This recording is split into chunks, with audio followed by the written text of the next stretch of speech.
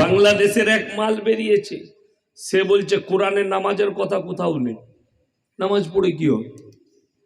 বাংলাদেশে আর এক মাল বেরিয়েছে, সে বলছে হাদিসে আছে যে বিয়ে বাড়িতে গান বাজনা হবে না সেই বিয়ে বাড়ি হারাম।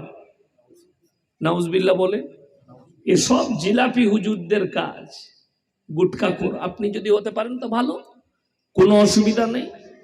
আপনি ওটাকে ইসলাম মনে করছেন যখন, আপনার জন্য ঠিক আছে। আরে যত গালি দিবে দাও, আল্লাহর কৃপায় কোনো অসুবিধা নাই। কিন্তু আমি তো আমার কথাই বলবো, সমাজ যেন শিরক বেদাত মুক্ত জীবন গড়তে পারে। আল্লাহ ব্যতীত অপরকে যেন উপাস্য রূপে মেনে না নেয়। আপনি কাকে উপাস্য মানছেন? আপনার হুঁশ আছে? আপনি গিয়ে কোথায় সিজদা করছেন, কার কাছে সিজদা করছে? এই কোরআন খুলুন, সূরা বাকারা। ইন্নাল্লাযীনা ইয়াকতুমুনা মা আনজালাল্লাহু মিনাল কিতাব ওয়া ইয়াশতারুনা বিহি সামানান কালীলা উলাইকা মা ইয়াকুলুনা ফি বুতুনিহিম ইল্লান নার ওয়া লা ইউকাল্লিমুহুমুল্লাহু ইয়াওমাল কিয়ামাতি ওয়া লা ইউযাক্কিহিম ওয়া লাহুম আযাবুন আলীম।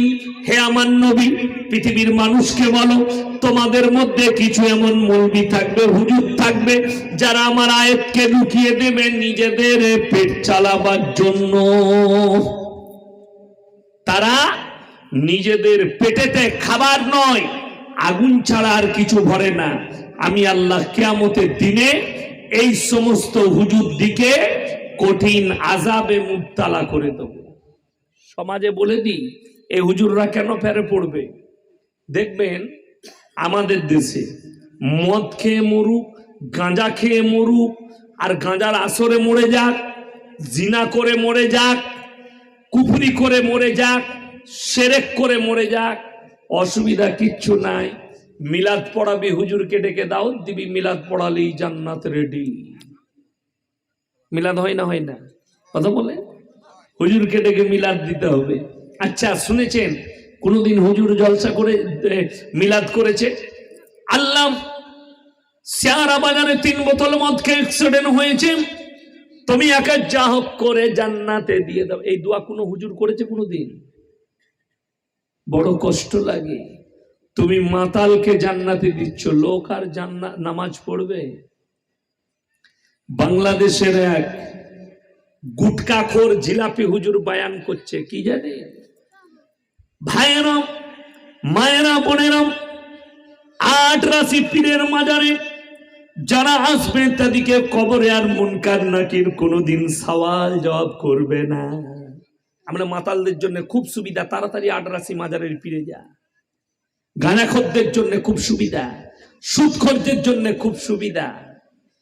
আমার ভাই, এরা হচ্ছে ধর্ম ব্যবসায়ী, এইগুলো হচ্ছে কানা মৌলবি, কানা হুজুর। এই কানা বেগুনের থেকেও খারাপ এগুলো। এরা সমাজে ভাইরাস ছড়াচ্ছে। নামাজ রোজা কিছু লাগবে না, খালি মাজারে এসে গড়াগড়ি খা, গাছতলায় গড়াগড়ি মার, জান্নাত রেডি।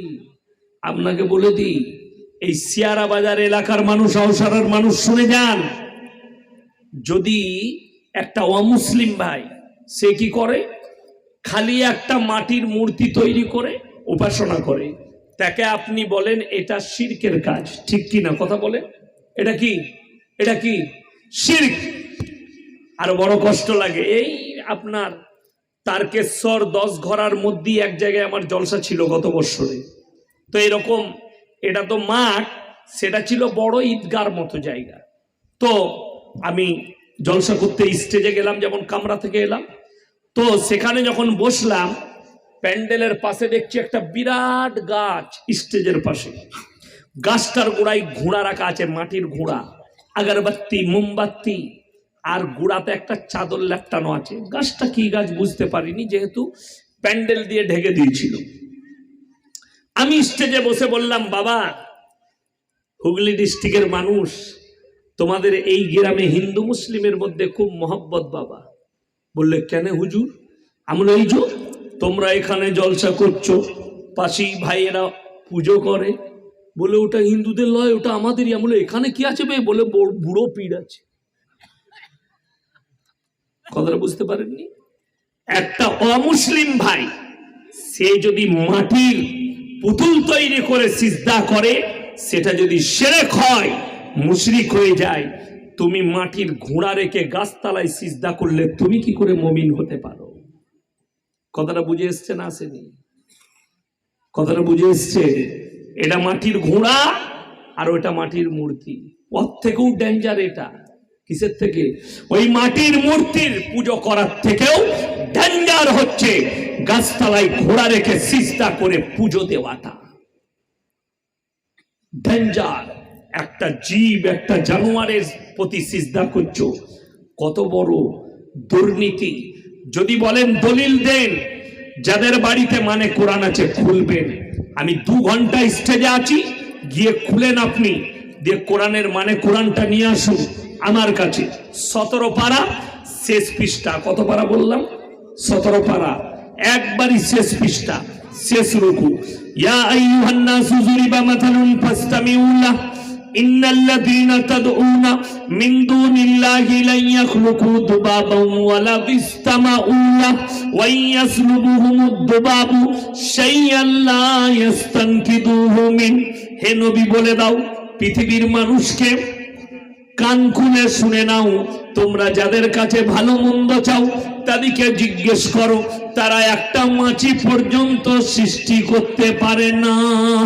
মাছি সৃষ্টি তো দূরের কথা, মাছি যদি তাদের কাছ থেকে কোনো জিনিস ছিনিয়ে নিয়ে যায়, সেটা উদ্ধার করার মতো ক্ষমতা নেই। জোরে বলুন না সুবহানাল্লাহ। তারা হচ্ছে শক্তিহীন, আর আমার আল্লাহ হচ্ছেন শক্তিশালী। তুমি কার উপাসনা করছো? কার কাছে মাথা টুকছো? আজকে তো সমাজ বরবাদ হয়েছে এক শ্রেণীর কানা হুজুরদের জন্যে।